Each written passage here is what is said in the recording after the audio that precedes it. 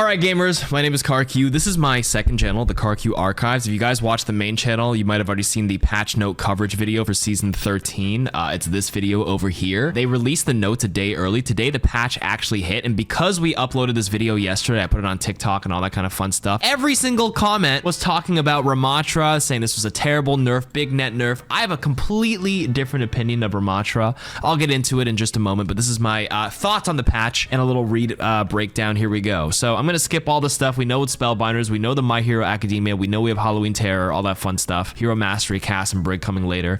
Interactive scoreboard's very nice. Matchmaking time with Roll Delta is tightened, which is good. Prioritizing tank. Roll Delta is basically meaning that you're trying to match up the same rank on the same roll. So like if you average out a rank and we have like, you know, a gold DPS and a platinum support on your team, the enemy team should also have a gold DPS and a platinum support versus them having a platinum DPS gold support where you reverse it, but the average of the rank is the same. You know, they try to make the roles match in that sense. So that's what that means. Okay, patch. Mauga. This is a Mauga micro buff, right? The ignite damage lasts a little bit longer.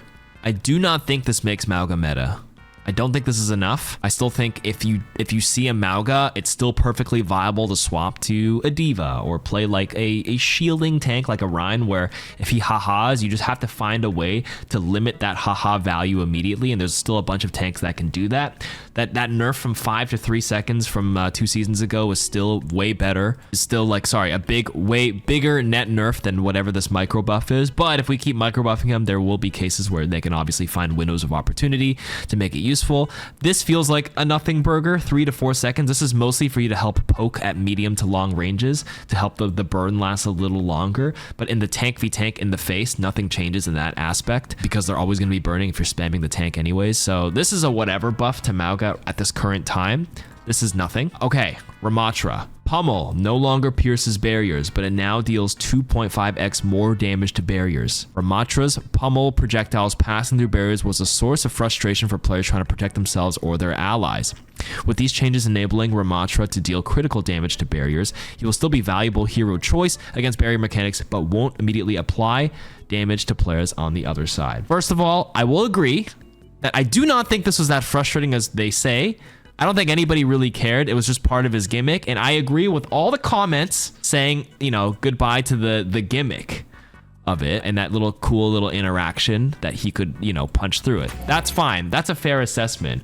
But people saying stuff, I mean, see, this gimmick, God forbid we have a character whose gimmick is pummeling through barriers, that's whatever. Creates a character with a unique skill with punching through barriers. Okay. Suffer as I'm indicating they will suffer because my favorite tank just got gutted. Okay, listen, getting gutted, power dynamic, taking away piercing barriers is a huge part of it. No one was complaining, I agree. I don't think it's that big of a deal. And there are some cases where this is a buff, right? It's not a complete net nerf where everyone's disappointed. Let's take a look at the amount of heroes in this game that genuinely have a barrier and what happens in these cases. Okay, the interaction between Ram punching a Reinhardt in this matchup, I understand, but there's pros and cons. If the shield takes 2.5x damage, you sacrifice not getting punched itself, but your shield goes down in about 10 punches or less, especially if other people are shooting it, which means you open the Reinhardt up to getting slept, antied, right? He can't put his shield down because it's going, or else it cracks immediately.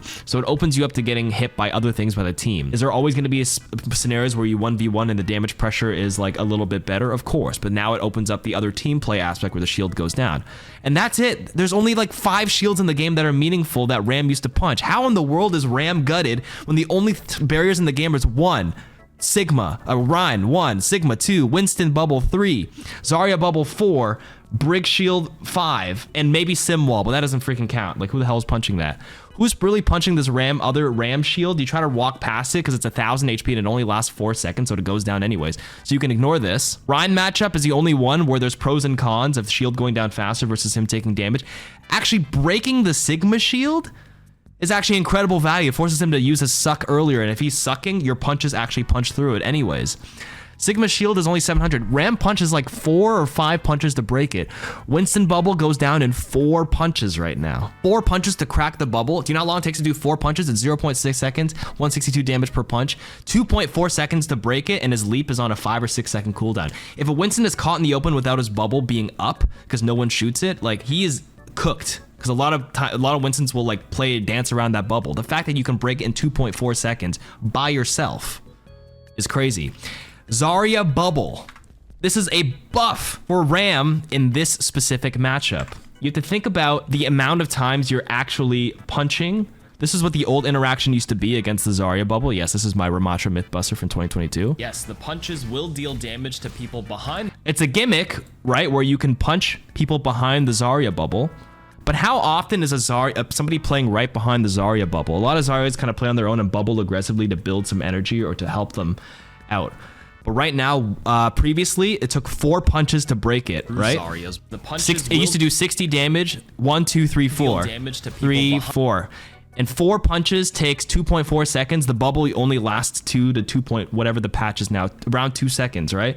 So by the time your 4th punch goes down, the bubble goes down anyways. But now the punch does 162 damage. You break it in 2 punches, 1.2 seconds, which means you can catch the Zarya out. Some people will be like, oh, why are you feeding her energy? But a lot of times, Zaryas will bubble aggressively. If you break the bubble in a bad spot, she's in a rough spot where you can actually punish her positioning. So if you 2-shot the bubble instantly, that's a buff for Ramattra against Zarya's bubbles. Does that make sense? So we've taken 4, and then our last matchup that's meaningful is Brig. This one's 50-50. Obviously, if you punch twice, you break the Brig shield. You need 2 punches and then 4 punches to kill her. So 6 punches to kill a Brig versus back then you can just punch her 4 times and kill. Okay.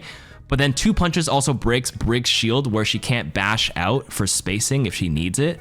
So there's pros and cons. I would say this is probably more favorable for Brig than not. The fact that she can actually block the damage. You can block 1, but you can't take a second one. Block 1 and then 180 and then bash out before you get in trouble. So really, you can only take 1 punch, because if your shield goes down as Brig, that's pretty dangerous. So that's it. 50-50 on Rein, depending on the situation, whether it's more favorable to break the shield versus him taking damage. This one maybe for Brig's favor. This is in favor for Ram against this matchup, and arguably in favor for Ram in these 2 matchups as well, if you can just pressure and break their shield for the team play aspect of it. A lot of people just think of this hero in a vacuum in the strict 1v1, where if I can't damage them equals bad. I don't know, man. I think people were going a little too overreacting against Ram. Here's a couple of other comments that people were saying. Ram's gimmick, yeah, gimmick is gone. Say no psych on the Ram changing, ruining Ram. Again, 5 out of 40 heroes have shields, guys, or barriers. Relax. I still think he's a fine brawl choice. Oh, and if you consider it, obviously, if you're popping your ultimate as well, a lot of Reins will hold their shield to protect their team while Ram is popping his ultimate, because it breaks the timer, because it breaks line of sight. The fact that you can break the barriers faster to get it down so that your ultimate can keep ticking away at him is actually a buff in some situations again, right? Instead of cutting off the Ram ultimate with that stuff. So there you go, another interaction that seems to favor it in some ways. Rein, interesting that they actually nerfed the barrier 1600 to 1500. This is a micro nerf. It's not gonna change him a whole lot, but it's interesting they do this considering that they made it easier to break for Rein for some reason in this specific one matchup. But this is pretty insignificant. 100 HP, it's a micro nerf, but it doesn't completely like make him unplayable as well. So, you know, I think this is unnecessary, but it doesn't change too much at all. This is for the Hanzo specific matchup, right? Getting one shot versus not. This one, that's actually a pretty big buff. I think having having an extra 25 HP makes him a lot more viable. He was already kind of a low B- tier in my opinion anyways before, ever since for a while, and this kind of brings him back in line as a pretty solid DPS option once again. So I think this is a fine buff. I hate playing against Hanzo, but to advocate for the Hanzo mains, I think this is a fine change for him.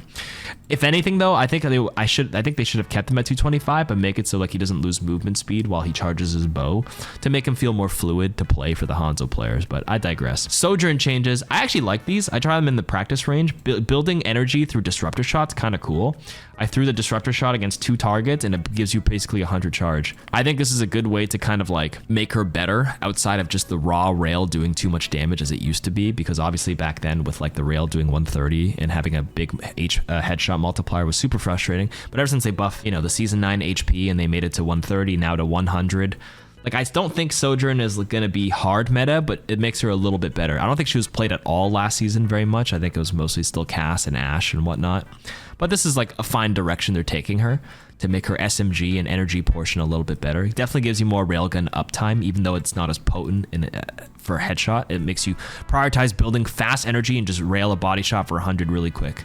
Now, a big thing for Sombra here. I haven't played it yet. I just mess around in the practice range. But in short, no longer perma-stealth, but it makes you super potent because hacking somebody makes you do 20% more damage to them. But it's like you have to get into a position to do that, and you only get your stealth once you throw your translocator. So like you have to already be in cover, throw your translocator on the ground to pop your stealth, quickly get into position in 5 seconds to do something, and by the time you finish your rotation, you still have to wait 2 extra seconds before your translocator comes out.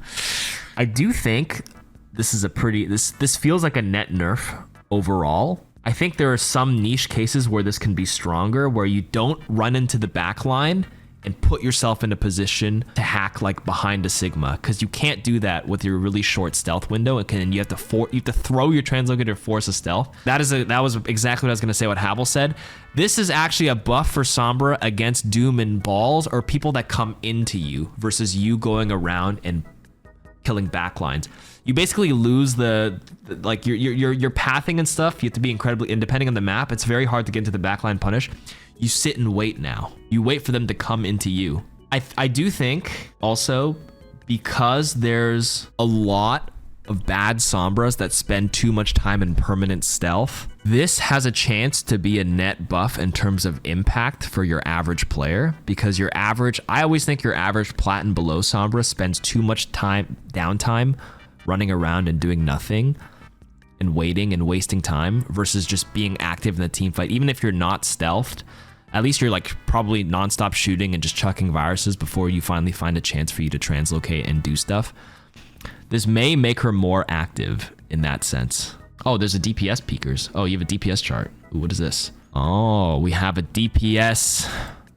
Oh, ho, ho. We have math. Your gun DPS is 160 right now. If you hack them, you do 20% more for 192 DPS. Impact is 35. Virus impact while hacked is 70. The virus dot 75. Okay, so here's your chart. If you just shoot your gun, there's a flat line here because that's reload, and then you shoot again. If you hit every bullet, boom, boom. If you damage them, plus the animation to throw the virus at the beginning, it goes up a little bit. Honestly, is it even make you worth it to do virus if it costs that much, especially if you miss the virus? This is assuming you hit the virus. Red would be damage and hack. This is probably your safest bit. And this is assuming if they died or not already. Damage plus hack plus virus. I do think virus is better as poke. I think if you're already in a spot to hack, I think hacking into DPS is probably your safest option. This graph only accounts if everything connects, right? You have to account for the safety of it and like how easy it is to express it. Hack is mostly to cancel and if you need to finish people off. Exactly. I still think it's better to just shoot your gun. And because it's harder to find yourself in a position to hack because of your non-infinite stealth. Interesting. Well, here's a DPS graph. Thank you very much. Oh, you wrote your interesting observations. Damage and damage plus hack both hit 960 damage at 7.2 seconds. They both do 480 at 3.5. Whereas damage and hack takes over just straight up damage and shooting your gun. This is accounting for the reload. They both hit 5. These are the parts where they intersect. The slowest is damage plus hack at 2.4 seconds. For the 250 HP squishies, just damage is the fastest, assuming you hit all your bullets. They're all relatively close after 7 seconds. There's little plateaus. All right, that's a good takeaway on the assessment on Sombra. So at the end of it all, not too much with the opportunist passive if you actually consider the time it takes to hack. Interesting. Having less stealth overall is probably less annoying to play against, and in some niche cases like Ball and Doom where they come into you, it kind of sucks in that position for them, and it's a buff for Sombra maybe in some cases. But I do think this will take a long time to get used to, and I think this is the killer right now. Stealth only being 5 seconds is such a short window. Maybe they could have given you 7 seconds to kind of match the translocator. Yeah, I will say this sounds like a net nerf on paper. I'll play it a bit more today. That's my thoughts. Baptiste. I tried this in the practice range. He did not need this at all, but I'll take it because I play a lot of Bap. And if this is the true Bap buff and they're nerfing Juno as well, I think you can play Bap. And if Orisa is still our meta tank, especially because we saw it in the OWCS for the late season 12 patch, maybe Bap Juno, Bap Lucio again for your brawl. Seems pretty solid. Yeah, Baptiste is a potent DPSer, and this makes his thing a laser and a lot more forgiving. You basically can't miss. I do feel like high rank Baps never really missed anyways, because if you're good at Bap, you can pull down your recoil pretty easily anyways, and you barely move it. So this just makes it even easier for the lower elo. I agree. But it certainly still helps high elo as well. Like, you don't have to pull down as much, and it's a lot more forgiving, so maybe a few extra bullets hit. Overall, big net buff that he probably didn't need. I thought Bap was fine. It's just because Juno overshadowed him a little bit with Juno Brig last season that you didn't need to play him, but he was still kind of playable, so... Interesting that they did that, but I'm not going to complain as a Bat main. Brig, it's only a 0.5 seconds for a repair pack. Remember, you have to put 3. So if you triple pack, it's like a 1.5 second nerf overall to rebuild all 3 packs. It's a little bit of a micro nerf. It's not too bad, but it does add up over the course of a game just a little bit. It's like a few extra packs per round over the course of an entire round. But I still think Brig is pretty viable. This Juno one sounds like it hurts quite a bit though. Fall off range reduced from 30 to 50 meters to 20 to 35 meters. If you don't play within 20 meters now, 20 to 30 meters at most, like your Medi Blaster for the damage and the healing gets tapered off by more than half. You have to play really close. So this kind of kills Juno on long range maps. Like if you're playing First Point Junkertown, I don't know, if your teammates are always out of range, it's kind of bad. You're healing like nothing at distance. And the healing itself got nerfed from 6.5 to 6. I still think Juno has a place on like really short range maps on like a lot of control. But even on controller like, you know, Flashpoint, Lucio is still really solid on those maps. But this definitely puts her in line. Juno was an outlier and was picked everywhere. I'm curious to see how this plays out. If I had to guess, if Orisa's meta, once again, it's probably Bap Juno or Bap Lucio yet again. So that's the takeaway here. This is pretty significant though. This took her from the S tier outlier to like maybe B. 40 meters would be the sweet spot. No, you're doing minimum damage. You're losing 50% of your healing and damage at 35 meters already. Whereas previously that's like right when it began to taper off. So you would basically play at the sweet spot of 30. Being at 40 meters is already reducing your stuff by like 30% previously, but now being at 35 is capped out. It's really bad. What is 40 meters? You should go to a practice range and you'll see. 40 meters is actually not that close. You have to play pretty damn close or else you do nothing. Easiest thing to do is you ping.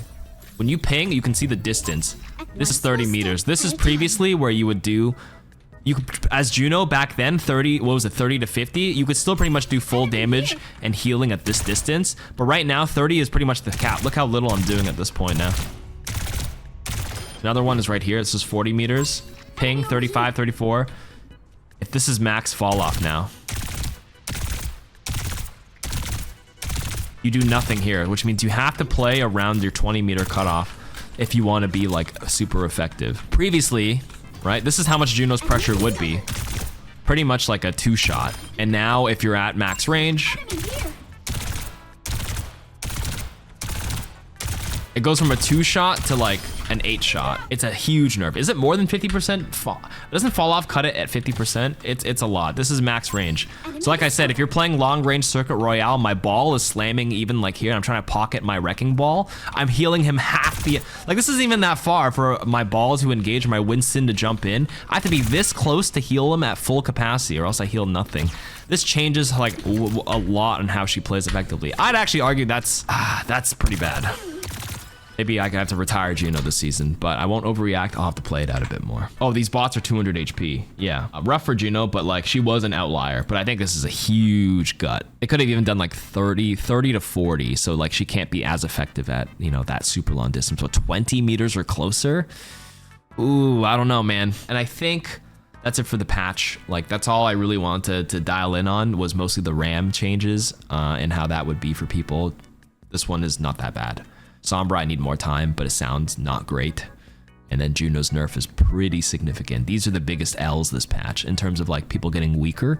It's Juno and probably Sombra. Honestly, Ram is like probably unchanged. He's still viable as he was before. Sojourn probably doesn't move too much. Neither does Hanzo. App got moved up quite a bit. This doesn't really change Brig too much. Doesn't change Mauga. Doesn't really change Ryan. All right, that's the TLDR. Thank you for listening to this, my patch note yap here.